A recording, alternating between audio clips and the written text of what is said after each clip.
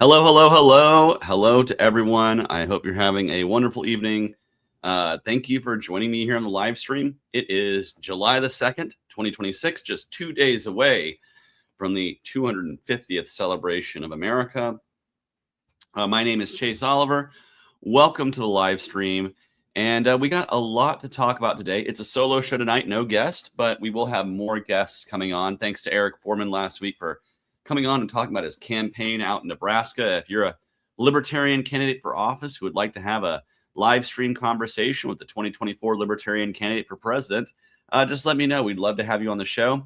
And that doesn't just extend to candidates, that extends to people who have projects going on, who have liberty activism in the works, who want to talk about particular issues. I would love to deep dive with you.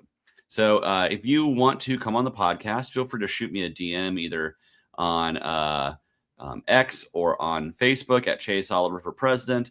We'd love to start getting more and more guests coming on the show, talking about liberty, talking about the politics of the day, especially as we start steamrolling ourselves towards the 2026 election this November, the midterms.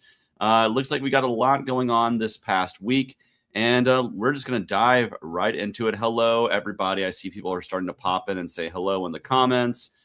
Make sure you are liking this wherever you're watching it. Make sure you're sharing it wherever you're at so more and more people can get their eyes on this live stream. Because like I said, we got a lot to talk about tonight. Mostly focused outwardly, but we do have one major libertarian politics story. Let me just pull that up.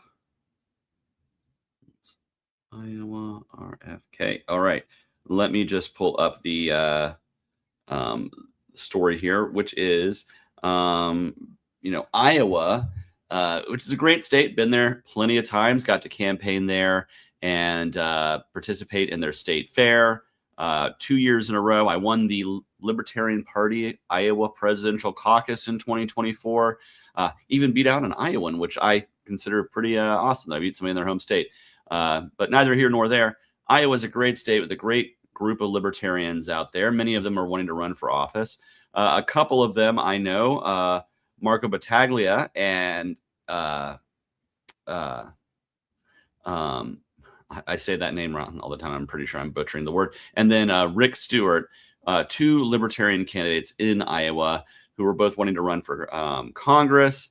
And right now, this big story in the news out there is that RFK Jr. contacted both of these candidates and tried to pressure them and kind of cajole them with a little quid pro quo to drop out of the race. In his mind, to help the Republican candidate because RFK Jr. is worried about the midterms. He is a part of an administration that has the lowest approval ratings of any presidential administration in modern history, facing a midterm election with a very energized political opposition. And he's worried that every vote is going to count. And the truth is every vote should count, including libertarian votes. Libertarian candidates deserve to be on the ballot in Iowa and everywhere else. And so this pressure campaign to get candidates to drop out, trust me, I am no stranger to that. Having been a candidate for U.S. Senate before, after I caused the runoff, I was heavily encouraged by, let's just say, a certain libertarian-ish kind of maybe senator from Kentucky to endorse Raphael Warnock, and I did not do that. And I'm glad that these libertarian candidates, Marco and Rick, are staying steadfast here and not bowing down. And not even that, exposing the fact that the two-party system is trying to pressure third-party candidates to drop out of races. I think that's a really good thing, and I stand with our candidates in Iowa. I encourage you to support the candidates in Iowa. And, of course, I'd love to have them on the podcast, on the live stream here sometime to discuss this further in detail, to really get in depth about their races, what's important to their communities, why they're running, the issues that are important to Iowans, the issues that are being ignored by the two-party system.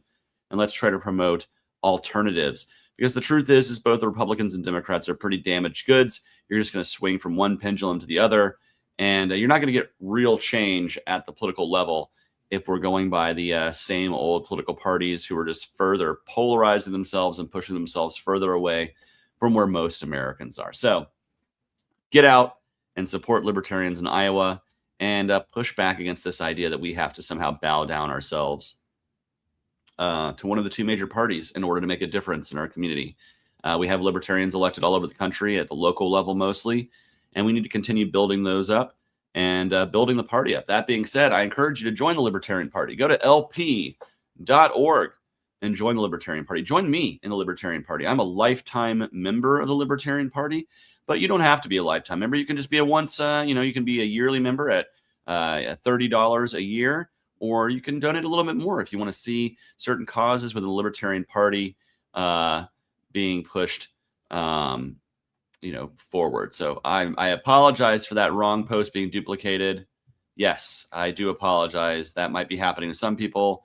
It should have been deleted, but it wasn't. I noticed that earlier. My bad. Now, let's get out there and support the Libertarian Party. Go to lp.org and become a Libertarian Party member today. It's something that I encourage people to do the entire time I was running for president. And now that I'm not running for anything, it is no different. I encourage you to join the Libertarian Party. Find the local Libertarian Party in your state, in your community, in your town or county. Join that affiliate, join that state affiliate, and help make a difference in your community's politics by being out there and being an activist for principled libertarian candidates. Let's see. And so that is, how I feel about this Iowa story. I just wanted to get that off the top because that is a Libertarian Party centered story. And I encourage you again to join the Libertarian Party and make a difference, both nationally. Go to lp.org, but of course, also join in your state or your locality so we can start running candidates all up and down the ballot from dog catcher on to president in 2028. We want to make sure we have a full slate of libertarian candidates and ballot access in as many states as possible so we can have a maximum impact on these races. Now, the next two things I kind of want to talk about, I'm a few days late. Pride Month ended a few days ago, you guys. Now it's no longer Pride Month. All the corporate rainbow flags are down. But I didn't want to go ahead because it happened in the last little bit. I wanted to talk about Obergefell v. Hodges passing, the impact of that, the fact that, it was not that long ago, just 20, it was not that long ago that I and millions of LGBTQ Americans were not afforded the right to get married. And, as somebody who, despite what you might read in the media, people think I'm some sort of like crazy, radicalized. I'm a pretty normal guy. I go to church every Sunday. I am a pretty traditional guy with relationships. And I want to get married one day. And, that used to not be something that was really attainable for me, even though it was a goal I still wanted and I'd had to fight for that. But, for the last number of years, since Obergefell v. Hodges, that's been something that's been a reality for me. And, I'm in love now. I have a great relationship. I don't know, I would like to one day think that I'm going to get married to somebody that I love and that's now a possibility for me. And I think that's something worth celebrating as a libertarian. Now, I hear the argument out there, a lot of libertarians will give me, which is the state shouldn't be involved in marriage at all. And I understand that principled libertarian message. And I would support that if there was a movement in this country to actually end marriage completely with a government contract and completely making that a private thing and not having the state involved in marriage at all. And, that for me is, something that is attainable, right? Theoretically, but it's not happening right now. And so as long as this institution does exist, marriage, where you are entering into that contract via a government sanctioned contract, the institution of marriage with all the rights and benefits that come with that, that should be afforded to anybody. That's just basic equality under the law. You don't have to agree with the way something is set up, but as long as it is set up, it should be equal access for anybody. We should not be denying somebody access to that institution. And so I celebrate Obergefell v. Hodges, and I encourage libertarians across the country to do the same. While you can also advocate, hey, if you want gay marriage to not be government sanctioned, then you should want straight marriage to not be government sanctioned, right? And you can make that argument. And I don't think it's going to go very far. But in the meantime, we should just be happy that everybody's being treated equally under the law when it comes to consenting adults wanting to get married. That is it's a good thing. And so I celebrate it. But that being said, it goes right into my next story, which is, which is based on an LGBTQ couple who have kids. And this is, of course, referring to the story about former Transportation Secretary Pete Buttigieg, who I have plenty of political disagreements with. Obviously, he's a Democrat. I'm a libertarian. We have lots of political disagreements, but he is a very, visible, high-ranking LGBTQ politician. He's married, has 2 twins, or well, he has one set of twins, 2 children, and recently he basically had to be separated from his kids for 24 hours. They had to go stay at their grandparents. He had to be interviewed because some random person made an anonymous report, a random report into the Department of Children's Services, and they have to respond to these calls. But he likened it in the piece that he wrote about this is like the equivalent to swatting, calling the government onto somebody who's not causing any trouble, but for the purposes of trying to harm or traumatize or whatever. And I think it's really wrong what happened to him. And I'm not the only one who says this. People across the political spectrum, when this story came out, condemned this. Even folks like on the right, like Vivek Ramaswamy, put out a tweet condemning it. But of course, people across the spectrum said this is really wrong to be bringing people's kids and to bring the Department of Children's Services into these kinds of things with this kind of like randomized reporting with no merit. Now, I would argue that whoever made that report does need to probably be prosecuted for making a false report. I think that needs to be punished. And I think that whoever reported that, obviously, we know that department knows who did it, and they need to report on that. I think that is just the fair thing to do there. But I also want to bring up the fact that, and this is something that I hope Pete Buttigieg will talk more about in the future, about the power of government just to waltz into your life and to take your kids away from you, sometimes with little to no real evidence. And that's what we see happening all over the country. And, Pete Buttigieg, again, is a very highly visible politician. And he got the highly visible politician version of what happens in this case, where the kids go to their grandparents and you have a polite interview and, and the police say, well, we know this is wrong, but we have to do this, yada, yada. We're just doing it by the book, that kind of a thing. And the truth is most Americans don't have that experience when a false report of abuse is called into DFACS.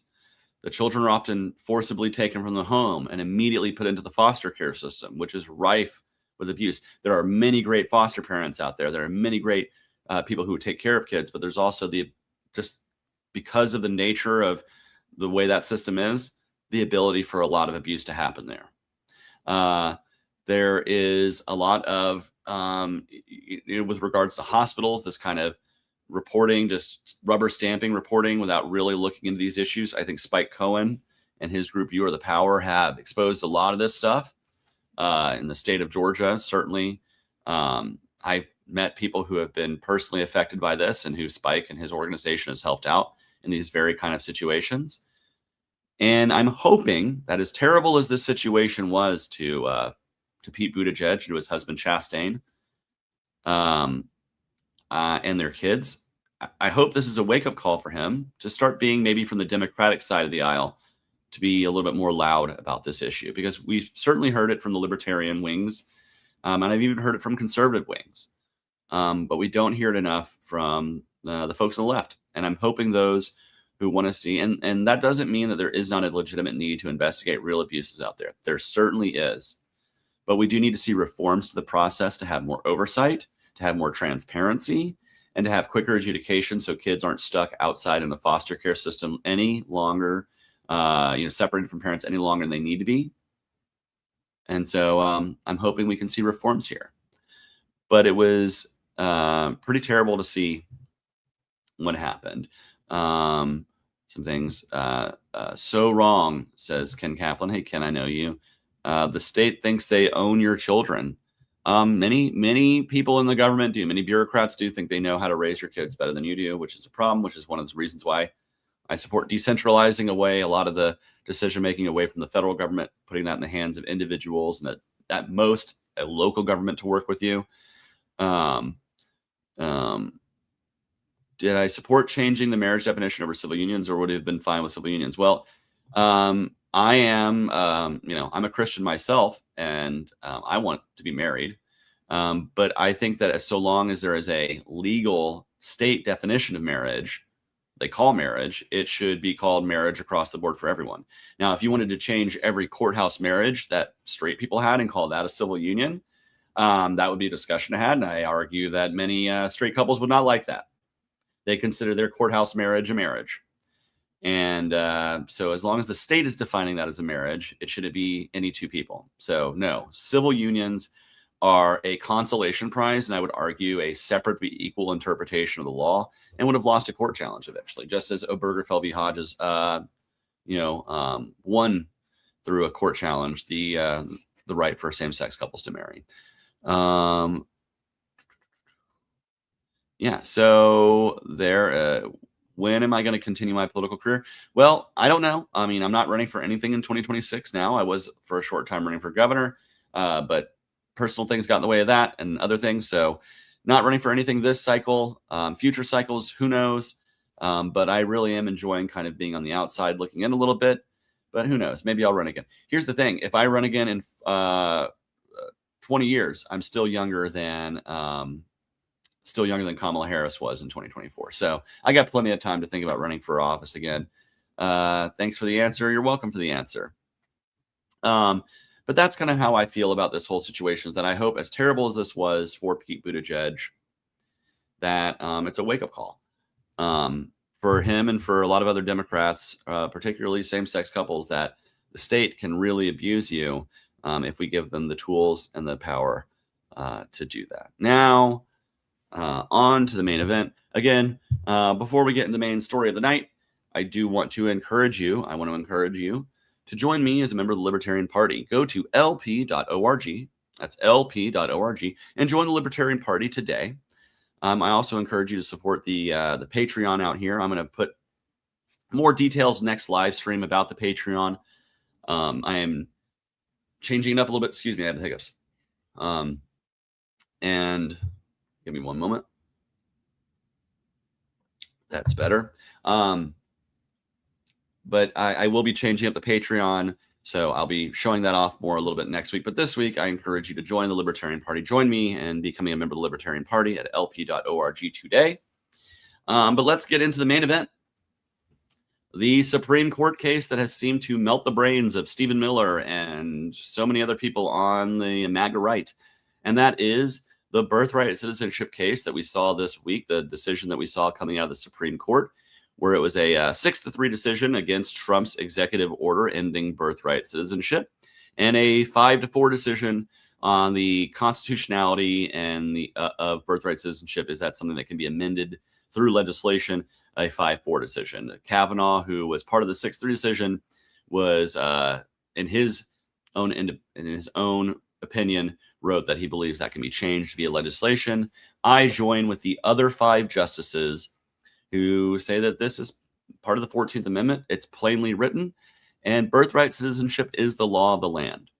And that if you want to change it, you need to change it through the constitutional amendment process. You can't shortcut that process via a flimsy executive order or a piece of legislation that would not pass the constitutional muster.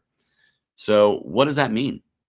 It means that we will continue to be a country that supports, which most of the Western Hemisphere does, the idea of birthright citizenship. That if you are born somewhere in the United States, you are a citizen, even if your parents are not. This is a long-standing belief and has been backed up by well over 100 years of Supreme Court precedents. And so I'm happy to see this continuing. I think if this had gone the other way, it would have been a major shift in the understanding of our U.S. Constitution, and would have opened the floodgates for us to see future courts challenging other constitutional amendments, or and weakening them, including things like the First Amendment and the Second Amendment. So I'm glad that this 14th Amendment challenge was stayed off, and we continue to believe that people who are born here are themselves U.S. citizens. And I see the chatter online. Nothing has changed. Nothing changed. Nothing is different today than it was last week before this opinion came out. The law is the same. Okay. But if you were to look at the online right, you would think the sky is falling. You would think that the world has fundamentally changed overnight when it really hasn't. It just hasn't. And this is a lot of fear mongering, so much so that you see major right wing pundits coming out with just further and further crazier ideas of how the state can use its violent apparatus to control people who want to come here. Things like the need to sterilize any women who are visiting the country, or to arrest any pregnant women who give birth in this country. Or I even saw one guy saying death penalty to women who are who give birth. It's craziness.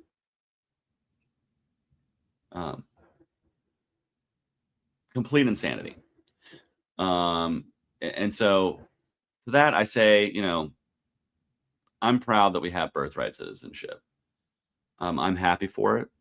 And you guys are going to have to give me 1 second of a break because fireworks are going off right outside my home, and I got to let my animals in so they don't freak out. So I will be right back. Pause for 2 seconds.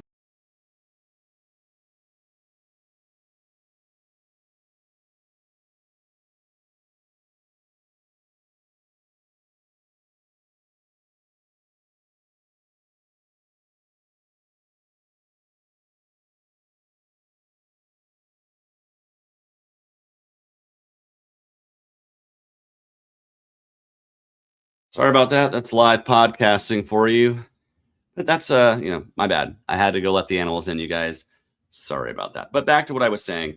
Um, Nothing has changed, but you wouldn't know that by seeing some of these MAGA folks who are freaking out about this birthright citizenship decision. It is, for me, something to be proud of.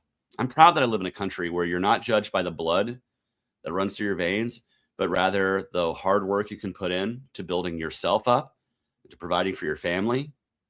Those are real American values. That's the truth. And, it is, it's something that I'm proud of as an American. I think we all should be. And if you're not, this idea, by the way, it just continues to prove out there, this decision, when you see the response from like the worst dregs of like the white nationalist folks out there, that it's true that, it's often white supremacists are the least supreme whites.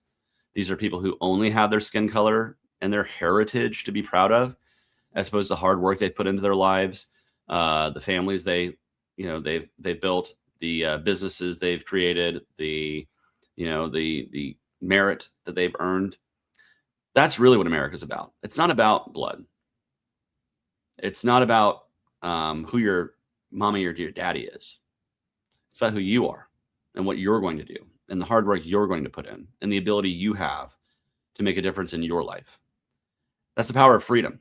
It's and it's not comfortable sometimes. This is the other thing that I will tell, these so-called white nationalists who say, we want our country for ourselves. The truth is that's never been America. America has always been a country of disparate people coming together on the idea that you have the freedom to be different from one another. And through those differences, we form the melting pot that made us the strongest economy, the most powerful economic and cultural force around the world. That's what makes America great. And you can deny it all you want, but it's the truth. And it's one of the reasons why I'm a patriot and I'm proud to be an American. I love this country. I don't like my government, but I love this country. I love the people. And you're seeing this notion so much when you're, if you go online, you're seeing a lot of videos on X and Twitter and TikTok, X and TikTok and Instagram, all over the place, of these people who are visiting for the World Cup. And they're coming from all over the world. And they are seeing the amazing people of America. They're seeing this amazing diversity. They're seeing how awesome this country is and all that it has to offer. And the best part about that is the people, the community, our neighbors, our, our local restaurants, our little slices of heaven in our neck of the woods. That is what makes America great. And a lot of that has to do with the fact that we take the best from all over the world. We bring it here. We throw a coat of red, white, and blue on it and make it ours. And then export it back out into the world. That's what it means to be a melting pot. That anywhere in the world can come here and find some sort of sense of community somewhere. And put down their roots. Start their American dream. It's what my forefathers did. It's what most people's ancestors did who live here in America, absent our native indigenous brothers and sisters. And those who live in First Nations also have a heritage that they can be proud of as Americans. And so for me, as we enter into the 4th of July in a couple of days, as we end this period that I call Freedom Summer every year, that starts with the Loving v. Virginia case and goes through Juneteenth and Stonewall and now into July the 4th. As we get there, it's something to be proud of. And we hear the same refrains every generation of immigrants.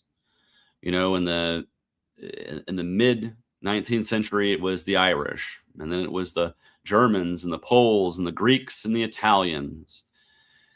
And then it was, and then it became the Eastern Europeans and the Jews, and now the Latinos and the North Africans and the Caribbean. Every generation of immigrants is denigrated. People are told that they're the worst of their societies. They're not going to work hard, that they're not going to assimilate, that they're not going to become American. And every single time, they prove you wrong. Every single time, they prove you wrong. And as far as coming through the legal way,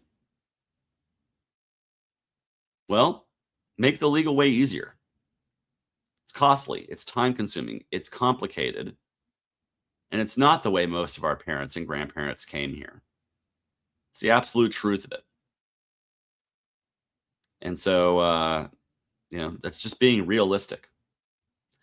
That my great grandparents and their parents did not come from Ireland and have to fill out complicated, costly forms and have to have an entire legal process and sit in front of a judge. They came off of a boat, and there they were, and they assimilated, and their kids were Americans. And it doesn't need to be much more complicated than that.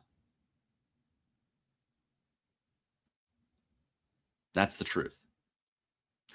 And there's not some sort of pie that is finite, by the way. People who denigrate immigrants think that, oh, well, there's only so much. And if they come in, they're going to take a bigger slice of the pie, not realizing that immigrants also come here and start businesses and work and build and contribute and actually grow the pie overall. And so I'm telling you to not be afraid. If you're scared of immigrants, don't be. There's no reason to be. There just isn't. You're being fooled by your government to be afraid of somebody you don't even know. And why? So that government can exert more control over you, extract more of the wealth from your pocket, from your labor, to pay for a police state, to crack down on the liberty of citizen and non-citizen alike. That's the truth. And I see a lot of comments here saying I'm crazy or I've drank the Kool-Aid. No, the truth is I've done the research and I live with immigrant neighbors and I always have been. And I'm not scared. And you shouldn't be either. Because we all make America great. And that includes those of us who came here from somewhere else and put down their roots and built something up. That's what every generation of American does, whether their parents were born here or not. And we should continue that. But that's the truth. Don't let government sell you on fear of your neighbors. Don't let government sell you on the fear of immigrants. That's the truth. And I'm just going to end with this. I'm proud to be an American. I love my country. I love its people. I love all the things that make it into one giant, amazing melting pot of culture.